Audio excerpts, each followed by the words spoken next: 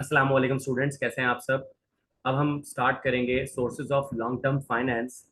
और इसमें सबसे पहले ये लिखा हुआ है कि जो लॉन्ग टर्म फाइनेंस है वो होता क्या है, उसकी कौन कौन सी कैटेगरीज मौजूद हैं और क्यों हमें ज़रूरत पड़ती है लॉन्ग टर्म फाइनेंस की।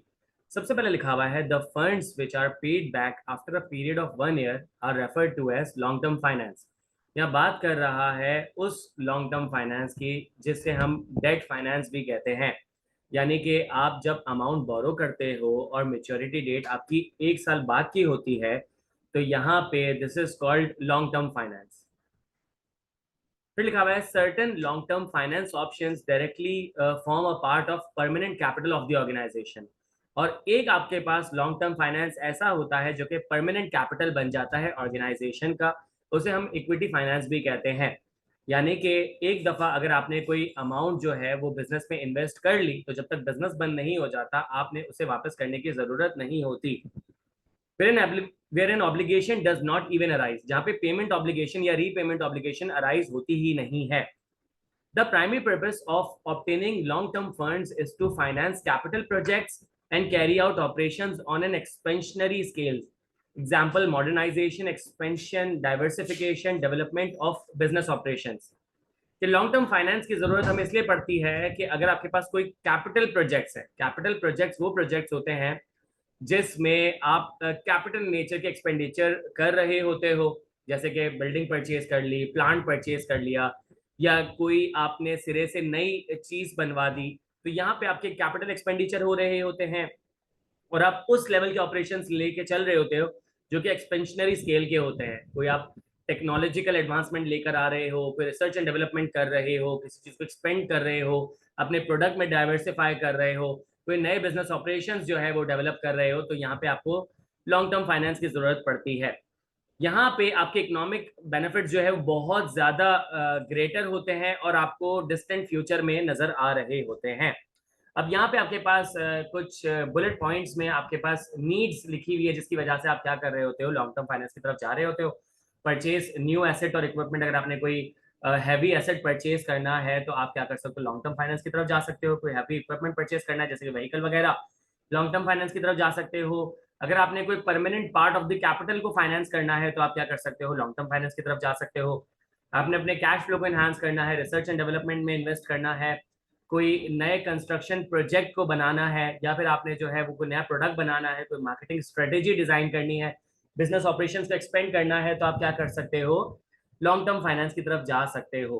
The long term financing could be done internally with in the organisation, यानी कि इक्विटी फाइनेंस, और externally that is debt financing outside the organisation. अब यहाँ पे आपके पास डेट फाइनेंस में आया तो तीन आपके पास एग्जांपल दी है, टर्म लोन्स, बॉन्ड्स और फाइनेंस लीज। सबसे पहले मैं बात करूंगा टर्म लोन्स की। टर्म लोन्स, जब आपने पीछे बॉन्ड्स पढ़ा था वहां पे मेंशन था कि जब आप 3 साल से लेकर 10 साल के लोन की तरफ जा रहे होते हो, this is called term loan. यहाँ पे सिक्योरिटी ज्यादा होती है, कोलेटरल ज्यादा होता है, प्लेज आप ज्यादा कर रहे होते हो, चीजों को गिरवी जो रखवा रहे होते हो उसकी वैल्यू बहुत ज्यादा होती है। यहाँ पे शायद गाड़ी या आपका घर या आपकी पूरी प्रॉपर्टीज जो है आप क्या कर सकते हो, एज सिक्योरिटी रख सकते हो। इसमें आपके पास इंटरेस्ट की परसेंटेज कम होती है लेकिन इंटरेस्ट की अमाउंट बहुत ज्यादा बन जाती है, और इसमें आपके पास डॉक्यूमेंटेशन बहुत ज्यादा होती है। फिर आप बात करते हैं बॉन्ड्स की। बॉन्ड्स कह लें या डिबेंचर कह लें, यहाँ पे सिनेरियो इस तरीके से है कि आप जनरल पब्लिक को इंस्टेड शेयर्स ऑफर करें, आप उन्हें डिबेंचर्स या बॉन्ड्स ऑफर कर सकते हैं। कि आपने जनरल पब्लिक को कहा कि मेरे डिबेंचर्स या बॉन्ड्स परचेज कर लो, जनरल पब्लिक बॉन्ड्स परचेज करती है, बदले में आप उन्हें डिबेंचर सर्टिफिकेट इश्यू कर देते हो, वो आपके लेंडर बन जाते हैं, आप उनके बोरोवर बन जाते हो। जो अमाउंट आपको आप मिली है आप बिजनेस में उसे यूज कर सकते हो, बदले में आप उन्हें क्या करोगे, इंटरेस्ट के अमाउंट पे करोगे, और साथ ही साथ जब मेच्योरिटी डेट आ जाएगी तो पूरे पैसे उन्हें वापस कर दोगे। This is called debenture. बच्चों वाली बात थी। आगे पढ़ते हैं कि लिखा हुआ है bonds are bonds are long term debt instruments involving two parties, the borrower यानी कि वो बंदा जो कि डिबेंचर्स इशू कर रहा है, वो अमाउंट बोरो कर रहा है, लेंडर जिसे आप सर्टिफिकेट दे रहे हो। बोरोवर जो है वो गवर्नमेंट भी हो सकती है, लोकल बॉडी भी हो सकती है, कॉर्पोरेशन भी हो सकती है। यहाँ पे हम कंपनी की बात कर रहे हैं।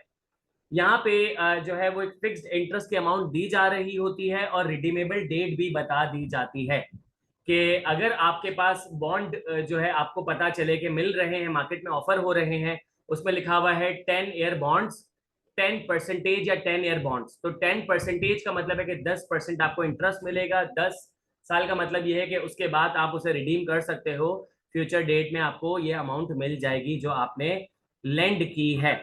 बच्चों वाली बात है, मजीद क्या समझाऊं। सही है।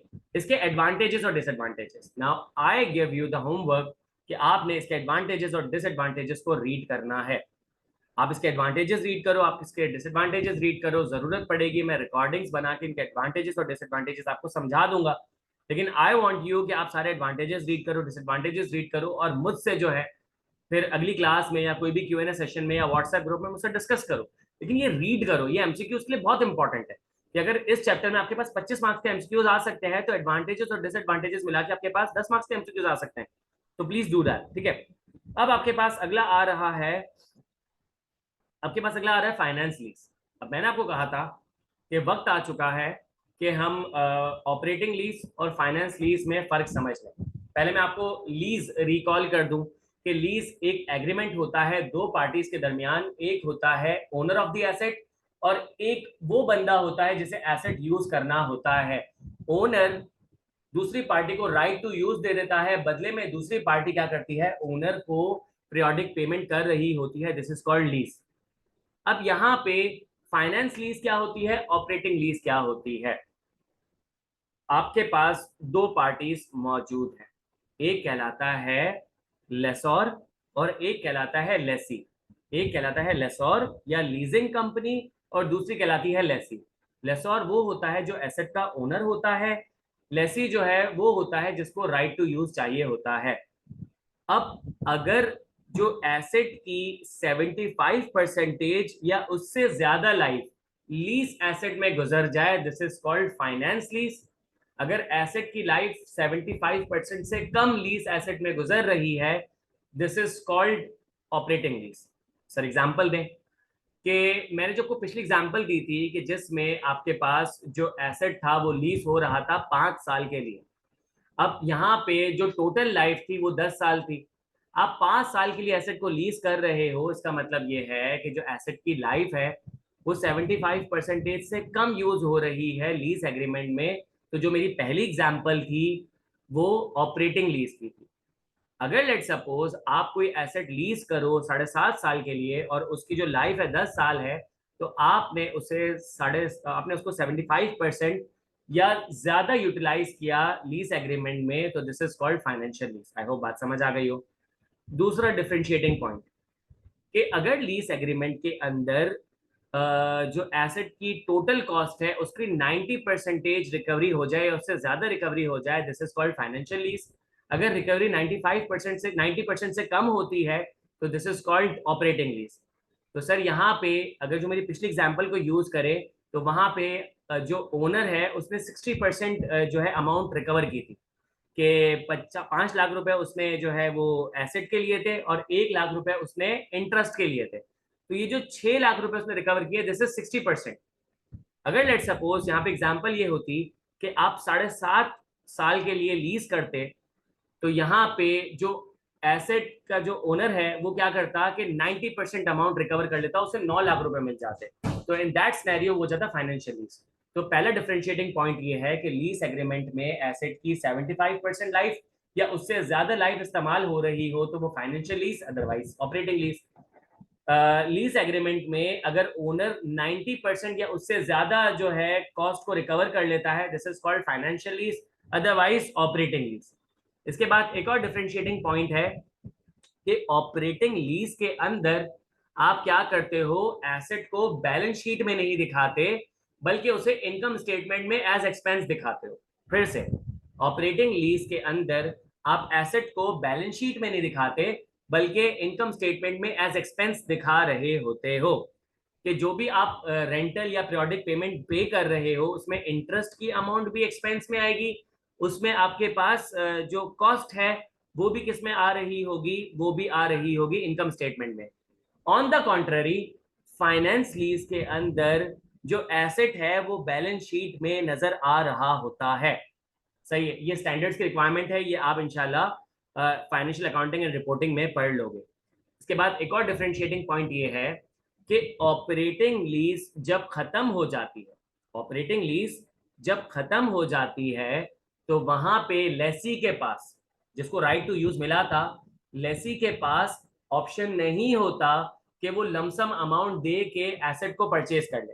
ये जो मैंने आपको एग्जांपल दी थी कि 5 साल गुजर जाने के बाद जब आप लेसोर को वो एसेट वापस करोगे कि लीज एग्रीमेंट टर्मिनेट हो गया है, और आप लेसोर को कहोगे यार ये मुझे एसेट समझ आ गया है, ये आप मुझे लमसम अमाउंट पे सेल कर दो, तो लेसोर आपको सेल नहीं करेगा। उसकी वजह क्या है हम बाद में कभी डिस्कस करेंगे, लेकिन फाइनेंस लीज में आपके पास ये ऑप्शन मौजूद होता है। आपने 10 साल की मशीन को 7.5 साल लीज एग्रीमेंट में यूज कर लिया तो ये हो गई फाइनेंशियल लीज, और बाद में लेसी ने लेसोर से कहा कि भाई जो 2.5 साल की मशीन बची है ये मुझे लमसम अमाउंट में सेल कर दो, तो लेसोर उसे ये ऑप्शन दे सकता है कि लेसी उसे परचेज कर ले। ऐसा क्यों होता है ये हम बाद में डिस्कस करेंगे। इसके बाद एक और डिफरेंशिएटिंग पॉइंट ये है कि ऑपरेटिंग लीज के अंदर जो मशीन एसेट की जो भी रिपेयरिंग मेंटेनेंस की जो कॉस्ट होती है वो जो है चला रहा होता है लेसोर, यानी कि ऑपरेटिंग लीज के अंदर लेसोर रिस्पॉन्सिबल है एसेट की मेंटेनेंस के लिए, रिपेयर और मेंटेनेंस के लिए। और फाइनेंस लीज के अंदर मशीन की या एसेट की रिपेयर और मेंटेनेंस के लिए जिम्मेदार होता है लेसी। इसके पीछे का रीजन छोटा सा है कि भाई लेसी के पास बाद में ऑप्शन होगा कि मैं इसे परचेज कर सकता हूं, तो वो उसे संभाल के चलाएगा। सही है, तो लेसी जिम्मेदार होता है फाइनेंस लीज में, लेसोर जिम्मेदार होता है ऑपरेटिंग लीज में। लास्ट डिस्टिंग्विशिंग जो पॉइंट है वो ये है कि जब आप ऑपरेटिंग लीज को टर्मिनेट करते हो, ऑपरेटिंग लीज को जब आप टर्मिनेट करते हो तो वहां पे आपको पेनल्टीज कम पे करनी होती है। लेट सपोज लेसी ने एब्रप्टली बीच में टर्मिनेट कर दिया एग्रीमेंट, लेसी ने एब्रप्टली बीच में एग्रीमेंट को टर्मिनेट कर दिया, तो जो पेनल्टी होगी वो कंपैरेटिवली कम होगी। किसके कंपैरिजन की बात कर रहा हूँ, फाइनेंस लीज की। कि फाइनेंस लीज में अगर आपको एसेट अच्छा नहीं लग रहा और आप एग्रीमेंट को एब्रप्टली बीच में टर्मिनेट कर देते हो, तो लेसी को ज्यादा पेनल्टी पे करनी पड़ेगी क्योंकि उसने ज्यादा टर्म के लिए एसेट्स को अक्वायर किया था। तो यहाँ पे कुछ डिस्टिंग्विशिंग पॉइंट है, इसकी मैं आपको एक पीडीएफ बना के दे दूंगा, उसमें से आप सारे पॉइंट्स पढ़ लीजिएगा, आपको सारे पॉइंट्स रिकॉल हो जाएंगे। बाय द वे बुक में भी लिखे हुए हैं। सही है, तो ये था फाइनेंस लीज और ऑपरेटिंग लीज का डिफरेंस, अब आपको समझ आ गया होगा। अब यहाँ पे फाइनेंस लीज के और ऑपरेटिंग लीज के एडवांटेजेस और डिसएडवांटेजेस को देख लीजिएगा। सही है, कोई सवाल अगर हो तो पूछ लीजिएगा, बहुत इजी है। जहां मैंने आपको ऑपरेटिंग लीज और फाइनेंस लीज इतना ज्यादा डिस्टिंग्विश कर दिया है ना, उसके एडवांटेजेस और डिसएडवांटेजेस में आपको मसला नहीं होगा। वो जो डिस्टिंग्विशिंग पॉइंट है ये लिखे कि मैंने आपको बताया था कि जब फाइनेंस लीज एक्सपायर हो जाती है तो लेसी परचेज कर सकता है बार्गेन प्राइस पे। ऑपरेटिंग लीज में जनरली जो है वो क्या होता है कि लेसी के पास कोई ऐसा ऑप्शन मौजूद नहीं होता, ये बात यहाँ लिखी है। फिर मैंने आपसे बात की थी कि अकाउंटिंग ट्रीटमेंट की, कि अकाउंटिंग ट्रीटमेंट में जो आपके पास एसेट होता है वो फाइनेंशियल लीज में ऑन बैलेंस शीट आइटम होता है, ऑपरेटिंग लीज के अंदर ऑफ बैलेंस शीट आइटम होता है। फाइनेंस लीज का मतलब ये होता है कि लीज एग्रीमेंट के अंदर एसेट की 75% या उससे ज्यादा लाइफ गुजर रही हो तो वो फाइनेंशियल लीज है, उससे कम गुजर रही हो तो ऑपरेटिंग लीज है।